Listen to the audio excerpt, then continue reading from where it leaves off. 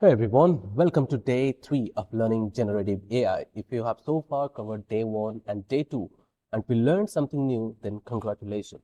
So, as you can see, like how a neuron predicts, suppose you are asking a question to AI and how does AI process that information and how does any AI model is able to predict the outcome. Today, we're going to understand that. So to understand that, we have to take an example. For that, we have to go to my Chrome browser. As you can see, I already asked one question, like I scored 33, 44, 45 in English, science, and math in PT1 exam and scored 31, 35, and 50 in PT2 exam. Predict, will I be able to pass in my next board exam? That was my question. Let's understand how my AI model predicted that. As you can see, it has already predicted. It has given me some information about the data, and then it predicted. The short answer is yes, you are currently on track to pass. That means the machine says that yes, I can pass in my board exam. But how? What is the math that works behind all these things? And how does that prediction come? Where does that prediction come? We are going to understand that in this video. So let's move to our next slide. So the mathematics that works behind all this prediction, that is nothing but dot product. Okay, that means you have to understand what is a dot product. Suppose I'll have one feature, like all these marks I've given, that is 30, 35, 50. This is called input vector. Okay, and then we will have to assign the weight and then bias. Then we have to find the dot product between the weight and the input vector. Then we'll have to add our bias. With that, then we'll get our product with one prediction. Let's understand that in a simple manner. Okay. So what you can see, I have two vector here. That is input vector, that is x1, x2, and x3. And there is another vector that is weight vector, w1, w2, w3. Okay. So I'm just giving you this as an example so that you can relate this, like how that prediction and where does that prediction comes. Okay. So, so as you can, we have two vectors here. Now how that dot product happens, like x dot w, that means you have to multiply them element wise, then you have to add them. Okay, like x1 dot w1, x2 dot w2, and x3 dot w3. Then you have to add them. And after adding, you'll get one scalar number, and that is called dot product of two vector. Let's understand with an example.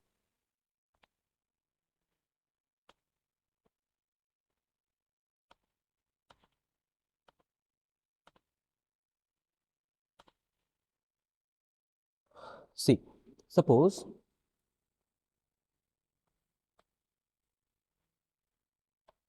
yes, suppose I have one vector that is input, that is marks, equal to, I got 30, 40, and I would say 50.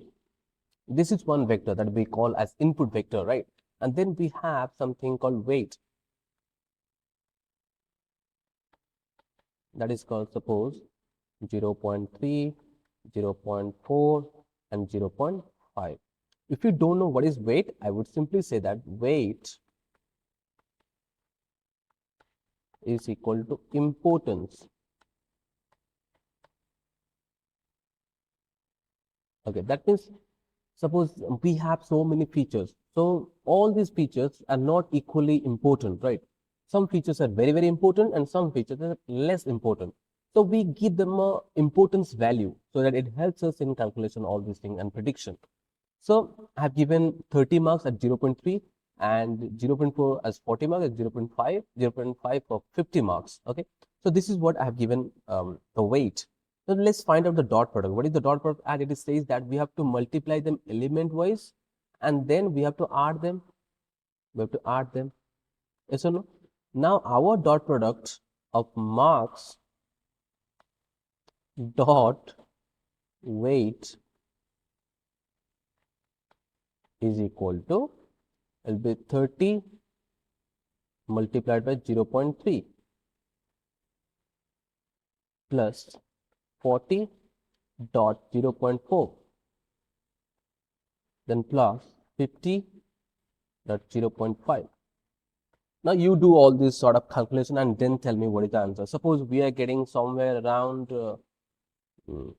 80 to 85. Okay. Now we'll get a value. I'm not just doing the calculation. You have to do it. Okay. So this is what we got the dot product, and this thing is called dot product. That means suppose if you have two vectors, you have to multiply them element wise and then you have to add. So whatever the result you got, suppose we got 83. Okay. This is a scalar number. If you don't know what is scalar, then go and watch my first video. It is way better than any other video and very easy to understand. So this is a scalar. This is the dot product of marks and weight. Dot of marks, I'm writing marks as m, and weight. Okay, so this is how you can find the dot product. And not only that, we cannot call it as prediction. Why? Because we are missing something. You know what is that? We haven't added our bias with it. If you don't know what is bias, go and watch my day 2 video.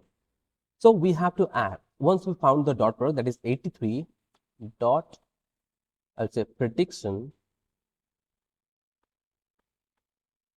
equal to dot product of m and w plus b, that is bias. Okay, so what is the dot product? That is 83. Suppose my bias was 2, that is 85. That means there is a 85% chance that I can pass in the exam. Okay, so this is what our single prediction says, because I have only one query, that is whether I pass or not. So this is how I got my prediction. So this prediction, single prediction, is one neuron. One neuron. Likewise, suppose I have very complex question. So likewise, I will have so many neurons, and these neurons will get multiplied, and finally they will give me a single output. So the mechanism that works behind all these things, there's nothing called dot product. Okay, let me just give you a picture how it works. Like in deep learning, suppose I have 2 or 4 input vectors. Okay, suppose I have input vector, I'm giving input. These inputs will get fed to my model. Model means that dot product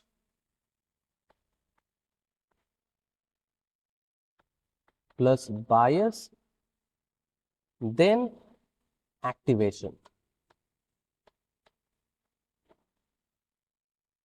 Then I will get one neuron or one prediction.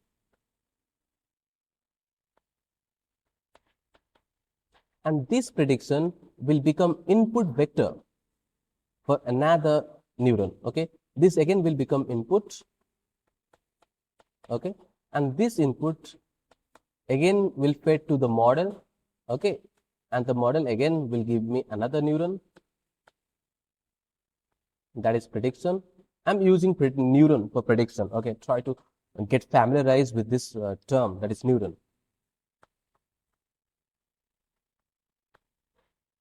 Then when we get so many predictions, that means so many neurons, so we combine them and we finally produce our output, and that is, yes, I can pass in the exam.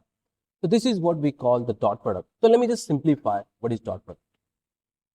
Suppose if I have one is input vector, that is x, then that is weight w.